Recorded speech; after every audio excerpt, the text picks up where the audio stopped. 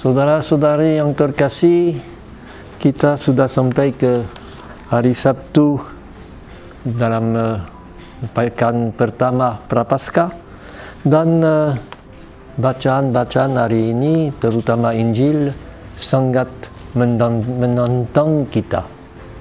Kita dalam masa dengan perang Rusia melawan Ukraina, dan dengar kasihilah musuhmu, tentu tidak masuk akal untuk kita. Maka akan perlu kita lebih mendalami apa yang dimaksudkan oleh Yesus. Dia tidak misalnya memberi pipinya waktu ditampar di kanan untuk pipi kiri, tetapi dia bertanya, apa sebab engkau menampar aku? Maka kata-kata dalam khotbah di atas gunung, di atas bukit, perlu dibaca bukan seperti perintah yang harus dilakukan secara harafiah, tetapi suatu semangat baru. Dan tentunya kalau kita membaca khotbah di atas bukit, kita lihat bahwa di tengahnya, pusatnya ialah doa Bapa kami. Dan dalam khotbah itu kata Bapa selalu datang lagi. Dan bacaan hari ini justru mengundang kita untuk menjadi serupa dengan Bapa. Dalam Injil-Injil lain, kata Bapa tidak begitu banyak timbul, terutama dalam Markus, tetapi dalam Matius, dalam khotbah di atas bukit, kata itu terus-menerus datang. Dan hari Sabtu ini, kita pun diberi suatu bacaan pertama yang diambil dari kitab Ulangan, yaitu keputusan dari semua yang dikatakan oleh Musa menurut kitab Ulangan itu sebagai hukum, sebagai semua Taurat, dan sebagai kata penutup dikatakan, pada hari ini engkau telah menerima janji dari Tuhan. Pada hari ini Tuhan telah menerima janji daripadamu. Luar biasa. Sederajat. Engkau terima janji dari Allah, Allah terima janji dari engkau. Tentunya bukan sederajat karena manusia tetap manusia yang lemah, tetapi toh dalam buat janji, perjanjian dengan kita, Allah mau supaya kita menerima kesamaan dengan Dia. Kita manusia yang sudah diciptakan menurut gambar Allah. Dan yang manusia sempurna, manusia paling baik ialah tentu anak Allah yang menjadi manusia. Khotbah di atas gunung, di atas bukit, seperti Musa terima hukum Taurat di atas gunung.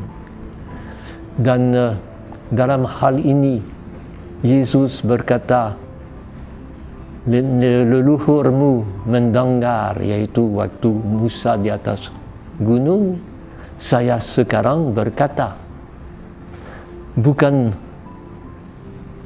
sesuatu untuk pergi lebih jauh. Ini pada permulaan khotbah itu, agamamu harus lebih sempurna dari agama orang yang paling beragama, orang Farisi. Dan dengan demikian jangan membunuh, tetapi lebih lagi jangan marah, dan seterusnya. Sekarang semacam perlawanan. Kamu dengar, cintailah musuhmu dan bencilah kamu mendengar, cintailah saudaramu, sesamamu, dan bencilah musuhmu. Sekarang aku berkata, kasihilah musuhmu. Bukan hanya lebih jauh, tetapi seolah-olah melawan. Memang dalam kitab Perjanjian Lama seringkali kita dengar disuruh membenci orang yang bukan dari bangsa Israel, merusak, menghancurkan mereka. Sekarang Yesus berkata, kasihilah sesamamu, kasihilah musuhmu juga.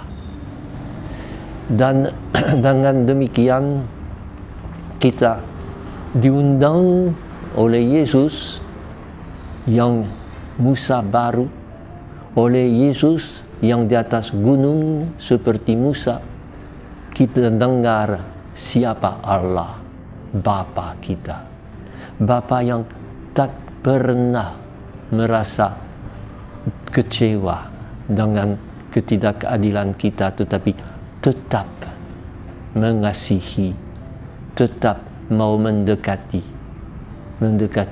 kita dalam diri anaknya yang sampai mau mati untuk kita. Maka dalam hal ini tentunya bukan maksudnya membiarkan musuh menguasai kita atau menyerah begitu saja, tetapi mempunyai sifat terhadap peristiwa yang paling mendesak dan paling mengerikan, bersifat seperti Allah Bapa kita terhadap kita manusia yang selalu mengkhianatinya.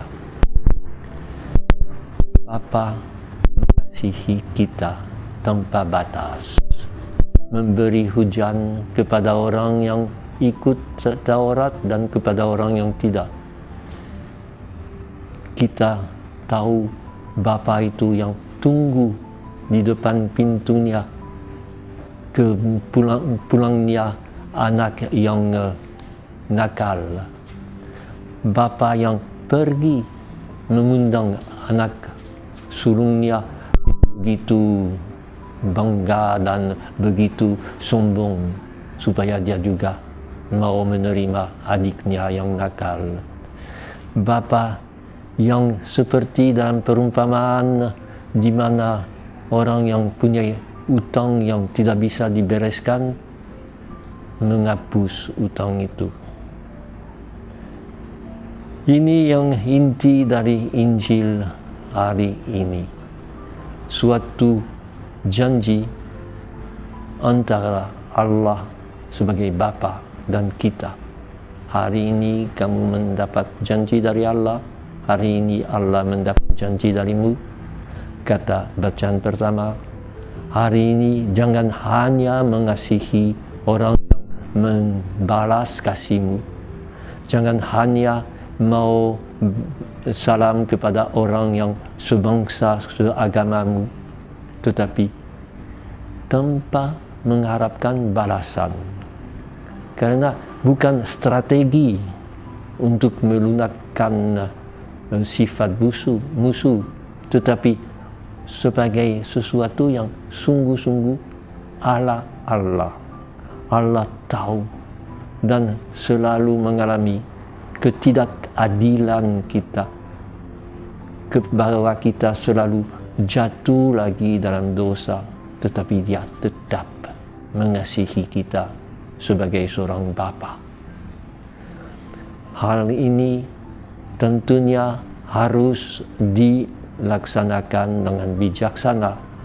Sekali lagi, kita tidak boleh hanya memegang hukum adat, saya berhak ini. Kalau kita dengar orang yang buat semacam demo demi keadilan, karena hak ini tidak diberi kita diikuti atau diabaikan, tentunya demo itu baik, asal yang demo itu bukan membenci, tetapi mengejar keadilan dan kebenaran. Ini yang tidak gampang. Cepatlah kalau justru hak kita tidak dihindari, kita langsung membenci, membalas, mau membalas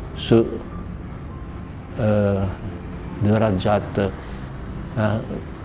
gigi ganti gigi, mata ganti mata, dan seterusnya. Justru menghilangkan sifat itu. Tentu tetap berjuang demi keadilan, tetap berjuang supaya ada damai, tetap berjuang supaya akhirnya musuh bisa menjadi sahabat, tetapi bukan sebagai, sekali lagi, strategi atau macam cara untuk membujuk mereka, tetapi sebagai meniru Allah Bapa yang kasih tanpa syarat, yang kasih secara total. Ini tutup dari Injil hari ini, yang haruslah kamu sempurna bagaimana Bapamu sempurna adanya. Dan kita ingat bahwa dalam Lukas kata yang sama dijadikan, jadilah penuh belas kasihan seperti Bapamu penuh belas kasihan. Kita tidak pernah akan mencapai kesempurnaan itu kalau kita merasa sudah sempurna, kita sudah menjadi Farisi. Tetapi tentunya kita mau memandang cerminnya Yesus yang mengasihi musuhnya waktu dia disalibkan. Ya Bapa, jangan menghukum mereka. Mereka tidak tahu apa yang mereka buat. Kata Yesus di atas gunung, di atas bukit, doalah musuh-musuhmu. Dan tentunya kita ingat dalam doa Bapa kami, puncak dari doa khotbah di atas bukit, kasihilah, ampunilah dosa kami seperti kami pun mengampuni. Kita mohon supaya Tuhan menginspirasi kita, memberi kepada kita semangat itu. Tuhan Yesus Kristus, Engkau mengasihi dan mendoakan orang-orang yang memusuhi dan menyalibkan-Mu. Tolonglah kami dengan rahmat-Mu, agar kami pun mampu mengasihi dan mendoakan mereka yang memusuhi kami. Sebab Engkaulah Tuhan pengantara kami, yang bersama dengan Bapa dan Roh Kudus hidup dan berkuasa, Allah sepanjang segala masa. Amin.